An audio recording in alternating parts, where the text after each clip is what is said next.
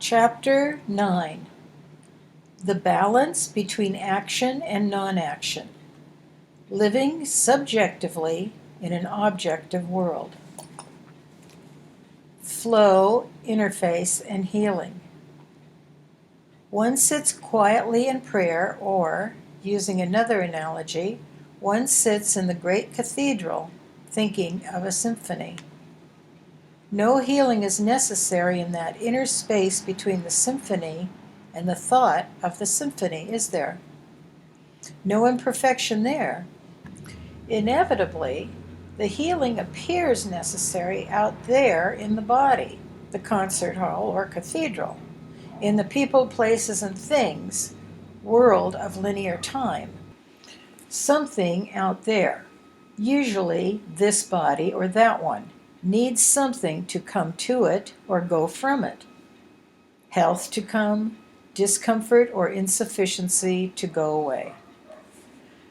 Well now, if we agreed that healing has to do with the out there, even when we believe we understand that out there is really within this awareness, and that the feelings of joy and well-being are always here within awareness, then we are ready to understand something more about healing. The cathedral illustration. Reader, imagine a lovely cathedral, ancient and awesome. You and I sit alone in the middle of it. Long slanting rays of light from the great windows cutting through the darkness inside.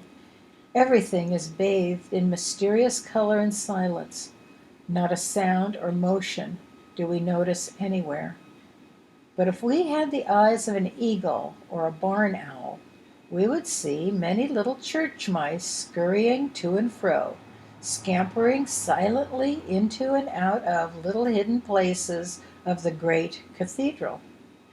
Unseen by us, some mice have discovered the picnic basket we left by the door.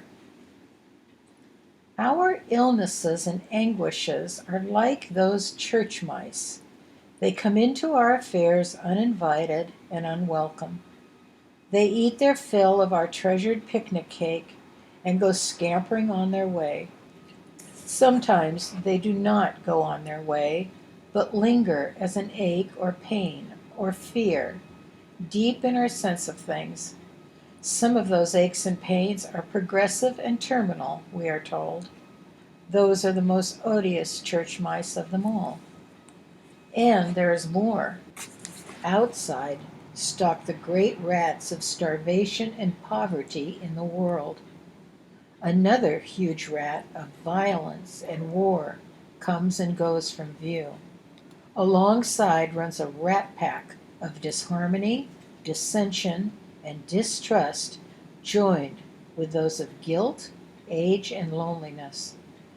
Perhaps as hateful as any are the great rats of confusion and suspicion, fed by the ever-growing, all-encompassing glut of untested information and opinion. The cathedral, the body that sits in it, and the grounds just outside are our own subjective world, you see. It is a subjective world within the awareness we are. Now, imagine sitting there in that lovely cathedral, unmindful of the church mice, mind filled with naught but the grand music of the spheres, or mind filled with the thoughts of Godhead and its allness.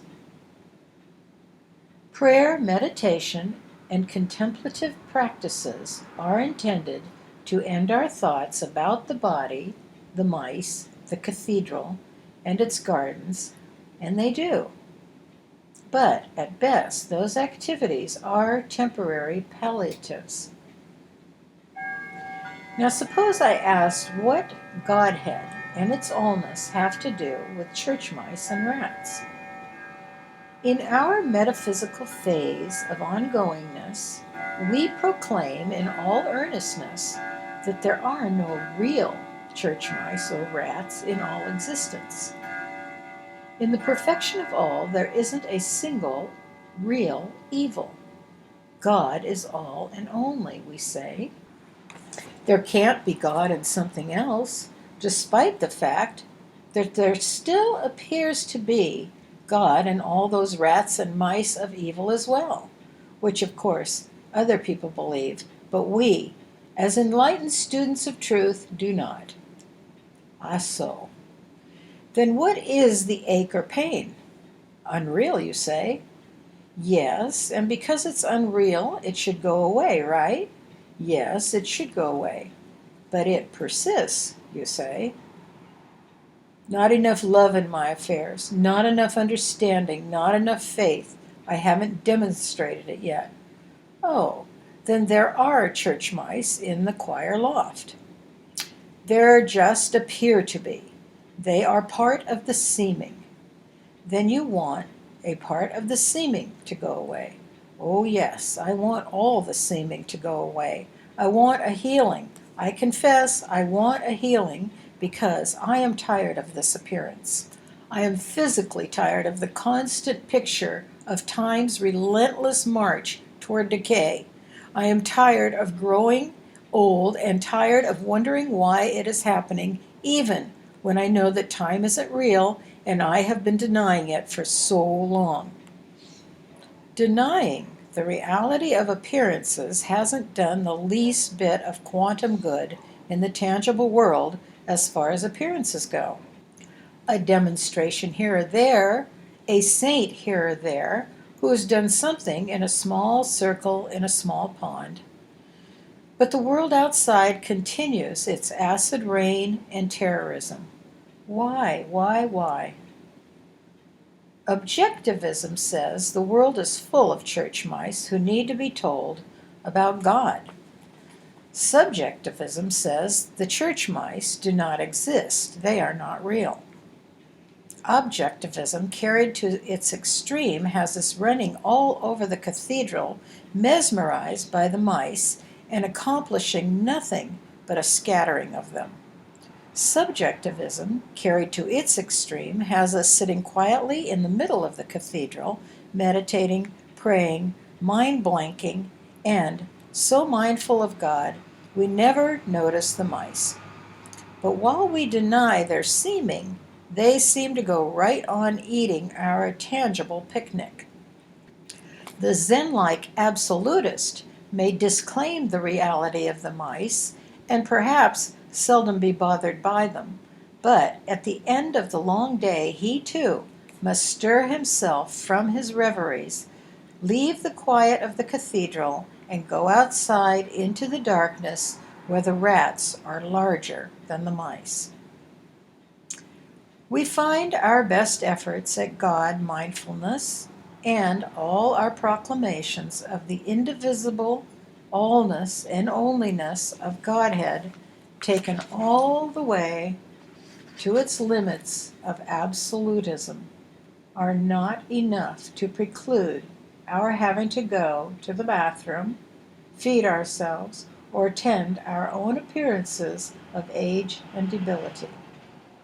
One can be 100 years old and still not know the answer to the primary question: why the appearances of sin, sickness, and death, if God is good and God is all? In those days when time becomes heavy again, or precious, who will say the world's objectivism was any worse than our grand metaphysical subjectivism? Or that subjectivism is further along than what seems to be its opposite? Metaphysicians will not like the following observation, but it is objectively true. In the heavy years of age, more anguish is lived in the metaphysical community than in the religious and scientific community. Why? Neither the religionist nor the scientist feels guilty for not knowing enough about God to heal himself. Solution? The balance, the divine balance. Here is yet another mystery. Between the two, Objective subjective is one, greater than either separately, and the source of both. The child within us has known this all the while. Between the central idea of subjectivism and the central idea of objective religion is the balanced activity of the child. The child runs up tangibility's Deshaun in perfect balance, living his subjective idea in the objective world. From the Han Discourses. Damn it, Han, those are just words, the soldier thundered. What am I supposed to do in the cathedral? Be practical, man. Tell me what to do to get rid of the great rat grind of fear in my belly. What is the balance I am to live in the world? Tell me directly so I can understand and have my healing. Ah, so, Han sighed, ah, so. Ah, so, my foot, tell me. Tell me if you can. Han smiled, understanding such exasperation and its honesty. Ah, so, he said again. Then he added, the balance we all need is attained when we complete the interface. At the evening fire, the soldier grumbled. He didn't say a damn thing. He made another mystery. Complete the interface, he said. What in hell do those words do for my gut? He said nothing new. Oh, but he did, said Mary. You should have stayed to listen. The following week, Hans said, we are impatient. We leave our nets too soon. We throw our books away before we know what they say. We leave our schools before we know what they teach. The old nature of us is fooled by words. The child of us understands words and their importance. Yes, we are impatient, especially in the Western world. We want the fruit before the tree has grown. We want the truth right now before we've lived it because we've been told by subjectivism that we are the truth already. The problem lies in the fact that subjectivism alone does not speak to the balance. It knows nothing of the divine balance. However, even that is exactly as it should be here in the objective world. During the time we examine subjectivism, we turn away from objective reality as we are supposed to. Subjectivism is the study of the subjective idea or image and is itself half the balance. It can't be expected to address the objective half beyond saying it isn't as important as it seems to be or claims to be. Ah, but how do we come to know balance and know we know it? How else but by living the imbalance of either religion or metaphysics, or both? How else can one really know about balance?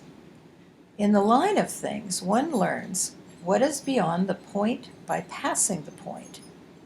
Can one pass the point without being there first? We pass the imbalance of subjectivism exactly as we pass the imbalance of objectivism, by moving on to the balance of everything. If we do not topple off the narrow ledge of things, the imbalance of religion and metaphysics leads us straight to balance. It seemed a big if in my own affairs, but I finally found it, or it found me. Now, having found it and lived it, I can tell of it. But what has this to do with healing? Let us return to the cathedral. Beethoven and the church mice. Imagine how much stir we make in the silent cathedral as we sit there thinking of Beethoven's Fifth Symphony. We sit and think of the crashing cymbals, the pounding drums, and not a church mouse runs away. If one did, we'd be surprised. Don't we make a great to-do when prayer is answered? Why would we do so if it weren't unusual to us? But what happens if, while thinking the rhythm of the symphony, we begin drumming our fingers and tapping our foot to the rhythm? The change is enormous. The whole place echoes with the drumming. We have bridged the gap between the melody inside and the tangible scene outside. We have completed the internal interface. The worldly scene, in time and space, takes note, and the church mice scurry to cover.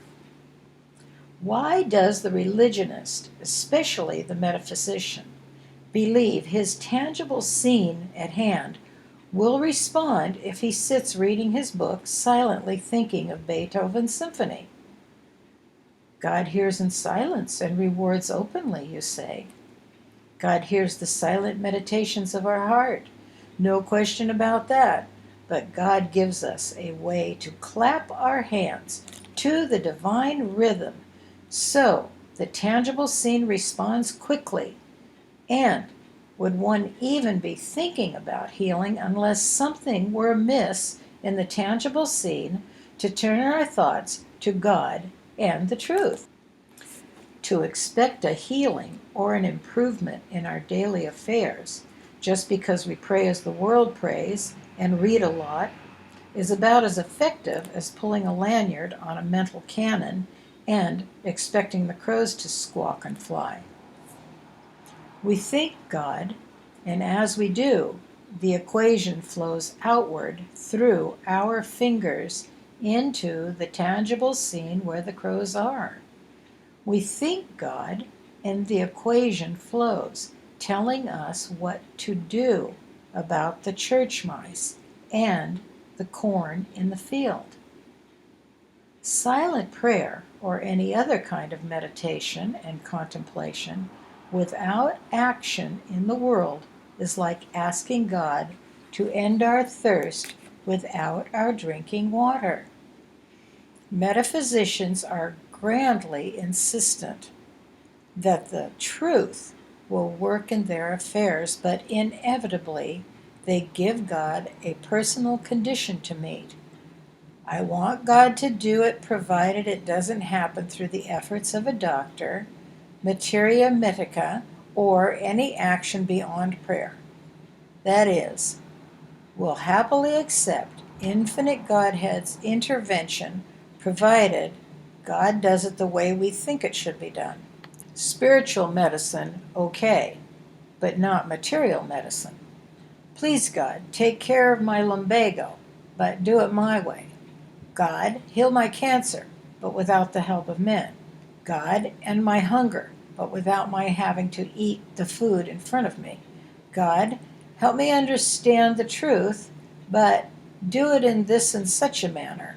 God, let me demonstrate my church full of interested people again, but without my having to invite anyone to attend. You see, God, I don't want to hear a single dualistic term because I've been told how dualism is the cause of all problems, and I want the words of truth to come to me just the way I want them.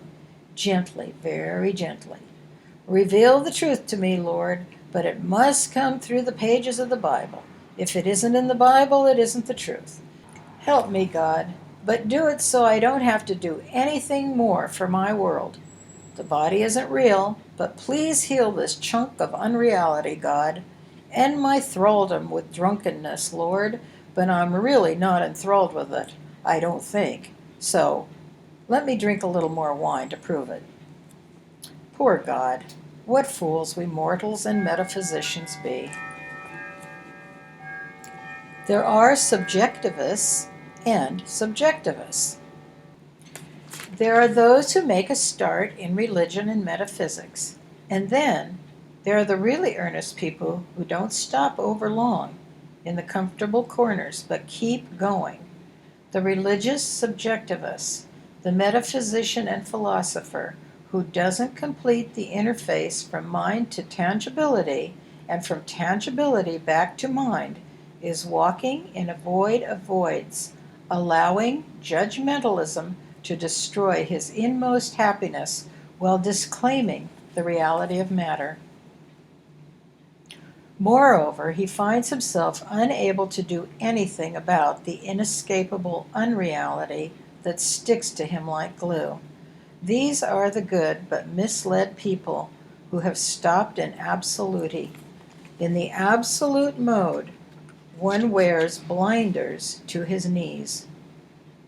The disclaimer that matter's reality is not the final subjectivism we are called to understand and live. Matter is not what it seems, but what it is to be understood and not denied. The real subjectivists are those who have found the simple child of themselves. These are the metaphysicians who enjoy the inclusive vistas of Metadelphia, but aren't trapped there. The child, with his journal, leads us straight through the heart of Calvinopolis, St. Doxy, and Metadelphia, even through the prisons of absoluteness itself. Through every closed door and through the thick walls of religion and metaphysics. The child within takes us on to the balance, which we maintain as we hurry up the mountain, living our subjectivism objectively in the world. That balanced walk takes us along the narrow pathway of confirmation where we see the high ideal beginning to be perceived and lived in the world of men. Somewhere near the peak, we and the child become one in actual living fact, not just in metaphysical profession. We are given confirmation. In a new name, we reign over the all in all that exists within.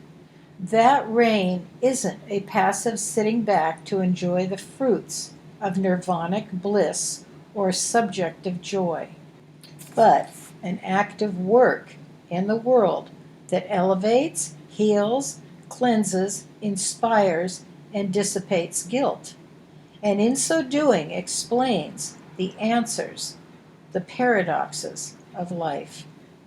More, it puts wings on our feet and on the feet of those who see our light. Atop Dashan, one looks out at the world and sees it again, as did the Zen master who beheld the mountain again from the perspective of no mountain. This time, we stop our endless denial of matter's reality or existence and see matter for the confirmation of God it represents. We stop chattering like monkeys about the inability of words to speak of wordless ineffability and begin saying it. We begin to understand the paradoxes of human living and, perhaps, for the first time in our experience, we know what to do about them. More, we find ourselves with the ability and means to do something for our entire world, and we get off our butts and begin doing it. The journal we tend may seem to be only the smallest stirring in the cathedral. After all, how many mice scramble at the wiggle of a pencil? But soon we are drumming our fingers on the arm rail. Soon the sounds of our feet are rhythming the rhythm of the child's celestial sounds and are doing something in the cathedral and its gardens of mind. We are in this world to do something good for all mankind. The child of us holds the hand of all mankind, and as the world responds, the child knows it. The child, as you surely know by now, holds the hand of Godhead, and God knows exactly what we have perceived in the cathedral. The flow of the child's light pours from God through the tips of our fingers and from the words we speak. That flow is reflected back to us. delayed by time it seems, thence to return to source, bearing evidence of our effort. Either we live this equation or we don't. If we live it, we are alive. If we don't, we are yet sleeping in the light, and little time is left for us to awaken. The journal has been the means by which the me sense of the me has been aligned with the child of self, thence to be displaced by it. My journal has been my interface with God and man. Even now, those words are these words, and it can be exactly the same for the reader. All you must do is begin. See for yourself whether or not your own inmost thoughts don't begin to do wonderful things in your affairs. They will, they will. No longer must the scholar, the psychologist, the minister, or the practitioner do the stirring vicariously for you. You will do it for yourself. This matter of our saving grace is not up to the government or the church, the philosophy or system. It is a matter that takes place between ourself alone and God. A five-note chord that overcomes the discord of inertia. The first note, the search for balance. Han and Mary. Han said, "The old schools say our fall from grace is obvious. They teach that we are on the physical mountain, born into time and space. Not one of us is exempt. The new schools say the opposite. Time and space are unreal, they teach. Matter is unreal. Dashan's experience is only a dream." "The second group is correct," said the soldier. "Matter isn't real." "What is matter?" Han asked. "A spiritual world, God's perfect world, perfect God, perfect man in his sinless, unfallen state," the soldier answered confidently. "Ah, so," said Han. "How do you explain this moment as we sit here talking around the campfire? A moth just flew into the flame." "We are discussing God's reality, not the unreality of a moth," the soldier answered. Han mused. In a moment he asked, "Why do we discuss truth rather than something else?" The soldier answered quickly, "We learn there is no satisfaction in talking about the world's difficulties. Such talk turns to vanity and becomes a futile exercise." Han closed his eyes. He spoke softly. "Then, right here, as we discuss truth, reality, we have a choice to do this or go the world's way, talking of sin and its evil, advocating, as religionists do, that one climb the mountain to return to his birthright." The soldier nodded. "That's essentially what the old schools do." "Or," Han continued, "we can talk of our uprightness and sinlessness as the subjectivists do." "Yes," the soldier said. "Ah, yes," the old teacher smiled, eyes aglow. "And where do we make this choice to go one way or the other?" "Here and now, in front of the fire," the soldier answered, beginning to wonder where Han was leading him. "As you have said many times, Master Han, this moment has nothing to do with mortality and matter. Yet we all sit here before the evening fire." "Yes," the soldier agreed, "without thought of matter or sin at all." The village minister entered the conversation. "I sit here in front of the same fire, and despite all this talk of oneness and allness, I see a world born in sin and degradation from which it must repent. We have a difference of views here, not two worlds." "Ah, yes," said Han, "two views and many possible courses of action or non-action between. One view, looking at the shadows, calls for repentance. Another view, looking beyond appearances, speaks of guiltlessness, claims dominion, and calls itself the Son of God." Both views are here before the evening fire. But there is still another view, isn't there? The soldier and minister looked at one another puzzled. There is an answer that transcends these two views. Han looked at the smallest image before the fire. Mary knows what it is, he said. The little lady spoke softly. Yes, the world has many views and countless actions. They are poles apart. The heart of us sees the middle ground, above them all. You are a heathen Buddhist, the minister shouted angrily. You don't understand your subjectivism, the soldier accused. Yes, Mary laughed, clapping her hands. I am everyone, and I am the entire mountain. With a bright smile, she added, I am even more than that. Hans said, awareness includes all the possibilities. Our actions in the world are those that bind us together in harmony. Action is not intended to divide us into right and left, objective and subjective, truth and error, real and unreal, prophet and false prophet. The fundamentalist who insists on the literal interpretation of his books must surely hold to that view because his house is built on literalism. One who sees the spirit behind the letter is closer to the unifying spirit, which brings men together in love and understanding. Truth is not a divider in the end. The second note. Enter Sue. Sue, you speak of standing atop the mountain with the world under your feet. Yes, said Sue. That's what you have taught me. Do you really stand there? In truth, yes. Then why do you cry, Sue? Why do you tell me of your insecurity and of the anguishes of living? You are my confessor, the lady laughed.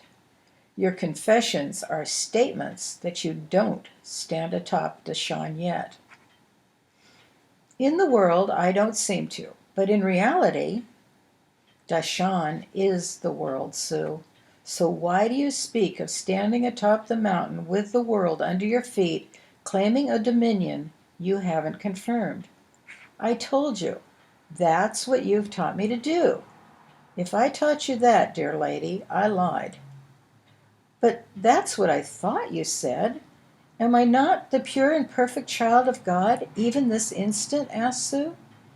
You are, indeed, but the conscious mind and body is still crying and suffering on the face of the mountain, a mighty distance from the peak of confirmation. The fire crackled, and a band of pond frogs began their evening song. I don't understand. I simply don't understand. Sue's voice wavered, her eyes brimming with tears. I'm confused. I'm terribly confused, and I don't understand why my world doesn't conform to my knowledge. When we understand, we have the feel of Dashan under our feet, the old teacher said. What am I supposed to do? Sue asked angrily. Dear God, what am I supposed to do? Climb the mountain, as the old schools say. Claim your heritage, as the new schools say. Do both. Do both. The frogs started another chorus. The fire crackled. After a time, Han continued, we do more than the old schools require. We do more than the new churches require. It is not enough to turn from the old ways in relief, as we did when we first found subjectivism. We discover the balance above and beyond the two poles of view. There is a child in us who lives the balance. The child includes the parts, but is greater than their sum. The synergism takes us to Dashan's peak in fact, not profession.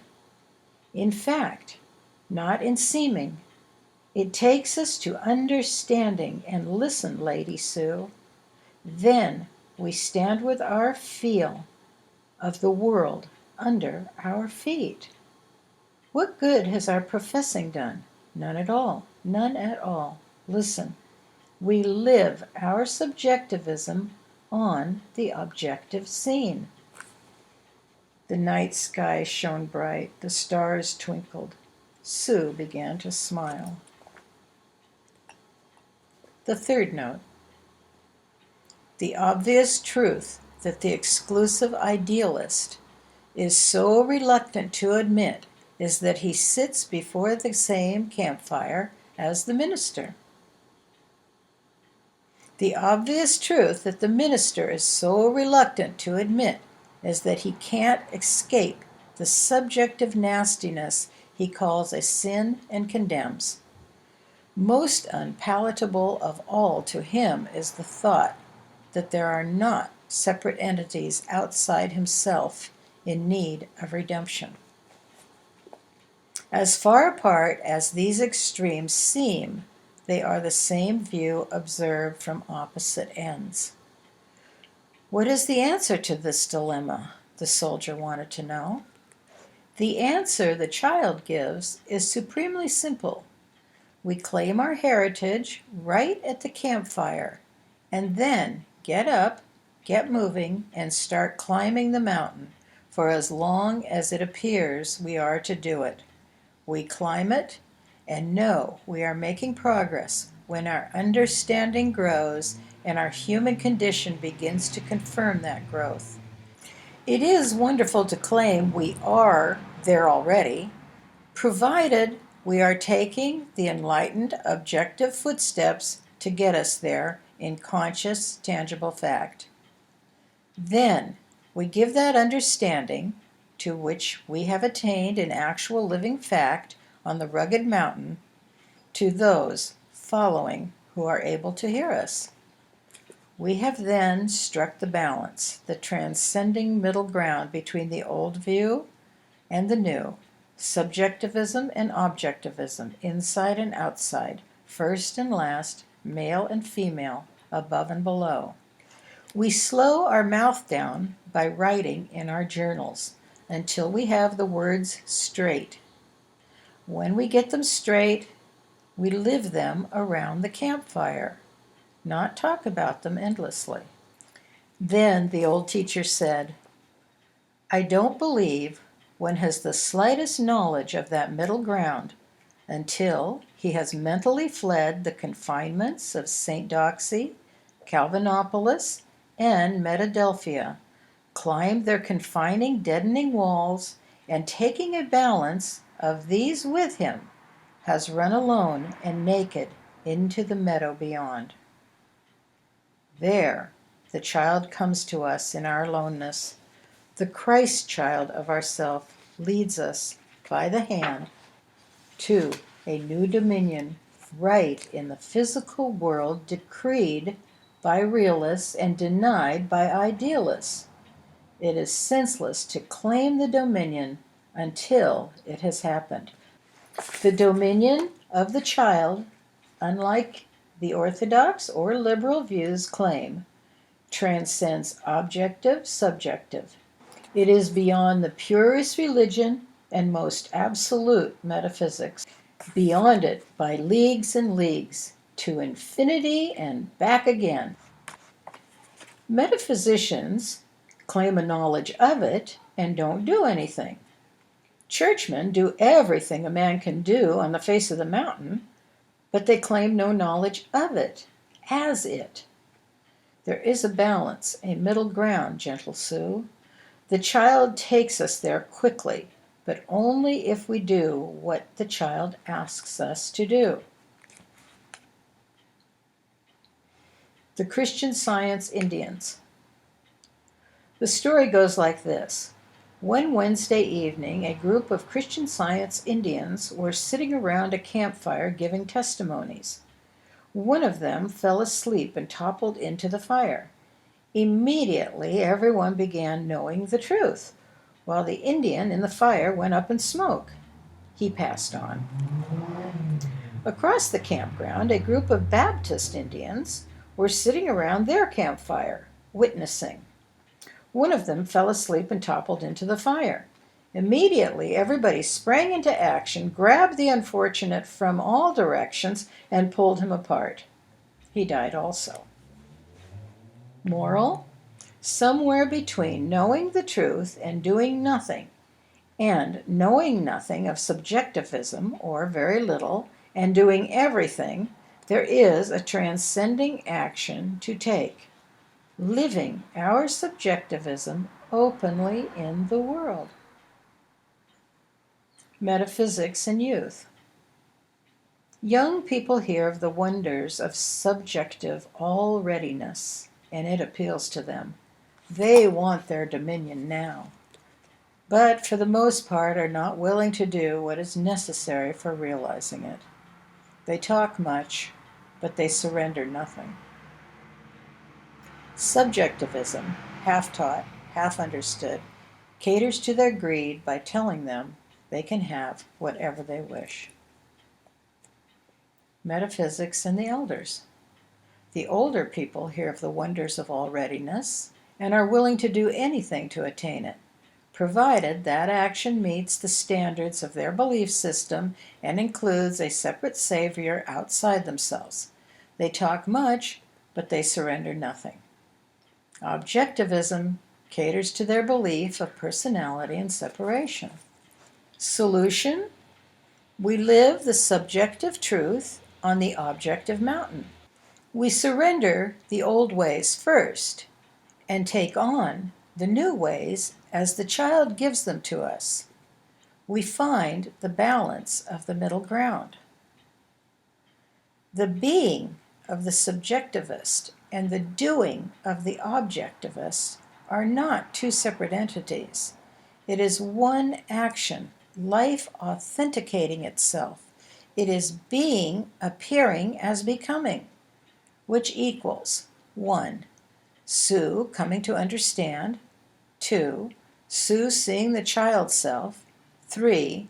Sue sitting before the campfire and tending the fire, just like everyone else sitting before the fire. It is Sue being in the world, but not of it. It is Sue doing something for her world. As the awareness of mind, I see my Sue as me, living her childlikeness. As William in the world, I confidently anticipate the confirmation of that singleness and see it, my subjective selfhood, lifted up. The fourth note of the chord, the fine distinction. If one isn't faithful to the appearing, then that appearing never appears as becoming. That is, our getting farther up the mountain. The seeker who turns his back on the appearing, disclaiming its reality, is half right, but the part that's half wrong diminishes it all. If one is faithful to the appearing, as if it were the only reality, that appearing never appears to be becoming. The religionist, who never disclaims the power and reality of matter, is half wrong, and the part that's half wrong diminishes the rest. Solution: we find the balance between the inside and outside and live that balance wherever we seem to be, so long as we seem to be there. That balance takes one beyond his metaphysics and religion, yet he never has to leave them to live the balance. He doesn't have to leave his job or his world. He doesn't have to claim a dominion he hasn't earned. He doesn't have to leave the world's warfare to be untouched by it. He doesn't have to do anything but be faithful to the appearing. Faithful to the appearing, he finds the appearing's anguish leaving him bit by bit and leaving the world as well. I am faithful to the appearing when I deny its apparent authority, because nothing has real authority but good. Why doesn't the religionist see this? It is a mystery. I am faithful to the appearing when I do for the appearing whatever seems to be the best course of action for the good of mankind. Why do I act so? because so long as it seems I'm in the world, I strive to help my world. Why doesn't the subjectivist see this? It is a mystery. When I have acted in such a way here in the world of people, places, and events, I have been given a course of action that blesses all mankind. When I have acted and been victorious here in the world of appearances, and told of my victory to those who wanted to know of it, I have been given greater victories. I conclude, therefore, that I am not finished with the living of balance until I've acted in the world by helping my others find it equally. The fifth note. Intellectualism gets very close to the truth of things, but doesn't quite make it without the heart. The heart gets very close to the truth of things, but doesn't quite make it in the world without the intellect, as anyone knows who, upon the discovery of the child heart, has tried to throw intellectualism out the window. Intellectualism's inadequacy is evident. Civilization out there nears gridlock and death. Yet, clearly, the only way the heart can accept intellectualism, the world in ridiculous argument before the campfire, is with love. So, as the apostle wrote, without love, everything is lost. Here we come again to the importance of love, non-rejection. We stop rejecting the scene at hand. There is no escaping it for any length of time as long as it appears. We do as we were admonished. Watch it, understand it, and tend it faithfully. Be a faithful witness. We do that to the best of our ability until the end of our days in front of the fire. Metadelphians know precious little of this, just as religionists know precious less about subjectivism. If we remain faithful to this limited scene of contradistinction and argument, what wonder might be in store for us where the illimitable light doesn't ever waver or cast shadow? Unfaithful to it, we find our suffering goes on. Personal journal entry. There is a river down the road of time, and I will be there soon. After the long trek through the hard, dry places, the river is welcome. I put down my burdens at the river of life and rest a while from the tribulations of the worrisome world. In the mind's eye, I go to my river often. Along its peaceful banks are special places where memories are soft and embracing. My heart floats lightly on that river, oblivious to the cares of the dry world, mindful of nothing but the beauty at hand, no heaviness anywhere. Now, far away in an alien land, I think of the river and take myself there. At this moment, the thinking of it is as grand as the presence of it, because I can leave out the anguished world's bittersweet, the fear, the sounds of quarreling. What do I take with me as I return? I take my world, because it exists here within the consciousness of me. As this moment of timeless being, I have just the tender world without the heat and anguish of time's learning. Every good and decent thing within me rises and stands as a solitary. Kindness and love fill my river to overflowing and bathe my world in joy. It is the same for every man.